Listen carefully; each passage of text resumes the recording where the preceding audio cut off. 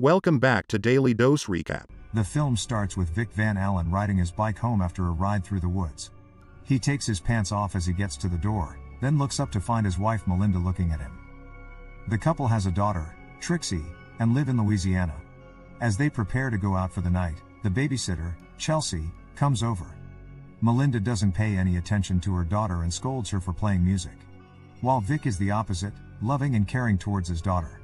Vic picks a dress for Melinda to wear and they leave to a party where they meet their friends, including Vic's buddies Grant and Jonas.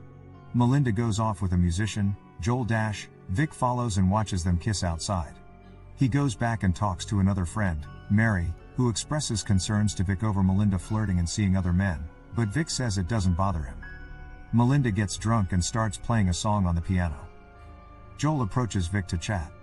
Joel says he appreciates him being cool for seeing his wife and that he considers him a friend. When they are alone in the kitchen, Vic casually mentions another friend that Melinda had named Martin McRae, who went missing a month earlier. Vic menacingly tells Joel that he killed him with a hammer, which Joel takes as a serious threat towards himself. Joel quickly leaves the party with Melinda trying to understand why. She confronts her husband asking what he told Joel that made him leave. Vic lies and tells her he didn't say anything. After coming back home and paying the babysitter, Vic worships his wife and gives her a massage, but she still sends him away to sleep in a different room. The joke about Vic killing Martin goes around the neighborhood, though he claims he never meant to threaten Joel. What his friends and neighbors do not know is that Vic and Melinda have a personal arrangement. They remain together in a loveless marriage under the compromise that Melinda can have numerous partners. The news reaches Melinda and she gets very upset that he is cock-blocking her partners from her. Joel is planning to move out over the weekend, so Melinda invites him over for dinner and demands that Vic apologize to him. The dinner goes as awkward as you'd expect, and after Vic puts Trixie to bed, Trixie tells him she doesn't like Joel. Vic goes downstairs and while Melinda goes to the bathroom, she asks him to go apologize to Joel. He goes to give Joel another drink. Don't you want to apologize? Why would I do that?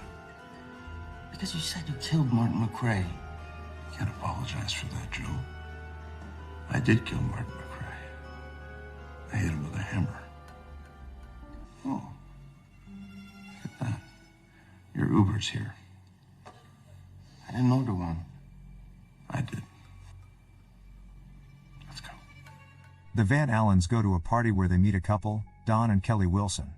Don is an author, and Vic tells him he works part-time for a magazine publication company and builds web pages. Vic has retired early because of a drone chip he built which is used in military operations. Don heard about Vic supposedly killing Martin and brings it up, but everyone is joking around the topic and doesn't take it seriously.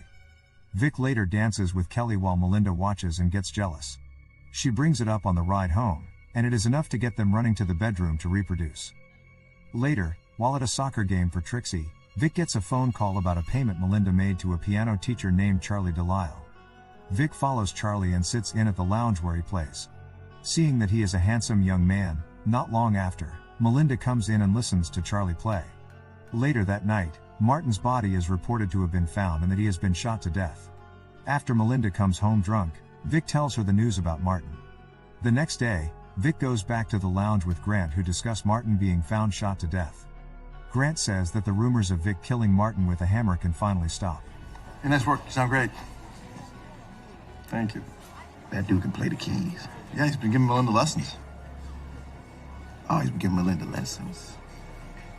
Yeah. Melinda doesn't come home that night and in the morning Vic confronts his wife, telling her to stop seeing Charlie. Vic is mad at the rabbit hole his wife is going down in and wants her to think of the family she has with him and Trixie. Melinda is not interested in anything he has to say and goes upstairs to sleep. We cut to a pool party which Vic and Melinda attend at Jonas's house with all their friends.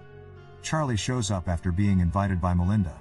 She introduces him to Vic as her piano teacher, Charlie being unaware of previously seeing Vic at his lounge.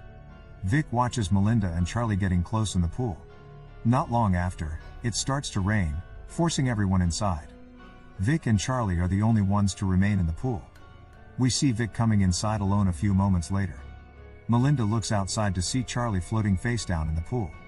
The guys pull him out and attempt to resuscitate him, but Don accidentally drops Charlie's body, bumping his head against the edge of the pool. However, they determine that he was already dead when they found him. Police come to question the guests, with Melinda outright accusing Vic of killing Charlie, but Vic denies it and says she is just upset. The detectives bring both of them in separate rooms for questioning. The police leaves without any further evidence to go after.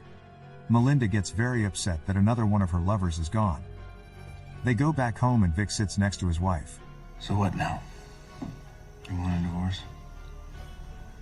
I can't stand that you think you're this much smarter than me. I don't think that.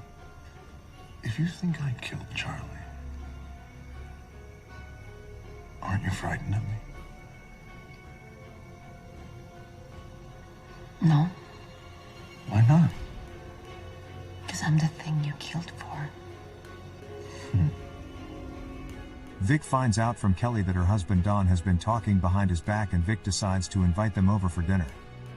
Vic and Don talk in private and Vic intimidates him. Don asks if he is willing to go through a lie detector test to prove he didn't kill Charlie and Martin, and Vic agrees. Melinda works with Don to hire a private investigator, David Riciliani, to tail Vic. He catches onto them quickly and goes to Don's house to confront him in front of Kelly and their daughter and shows him proof of bank records showing a transfer to Don's name. Vic observes Melinda getting back with her college boyfriend, Tony Cameron. That evening, Vic overhears a conversation between his wife and Tony about going to Brazil and taking Trixie with them. Vic's anger starts to spiral out of control.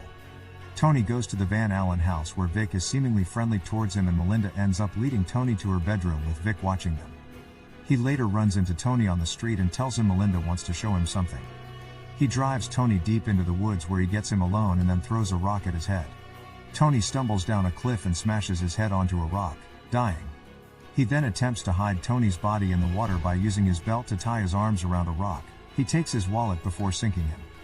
Vic makes his way back home with a smile on his face. Vic later takes Melinda and Trixie out for a picnic in the woods. Melinda starts opening more to Vic after Tony stops answering her calls.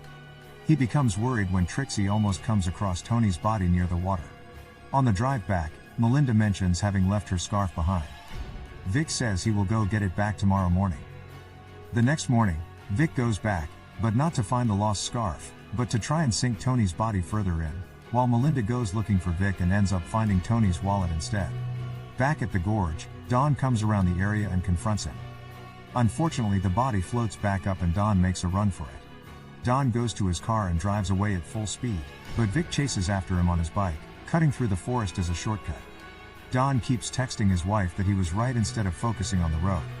Vic shows up in front of him, which makes Don swerve hard to avoid hitting him, causing him to drive down a large hill and crash his car below where he dies. Vic returns home to Melinda, reminiscent to the opening scene, who tells him she saw Tony, before going inside the house. She is later seen burning Tony's ID before the movie draws to a close. Subscribe and turn on notifications for more videos like this and help the channel out. Thank you for watching.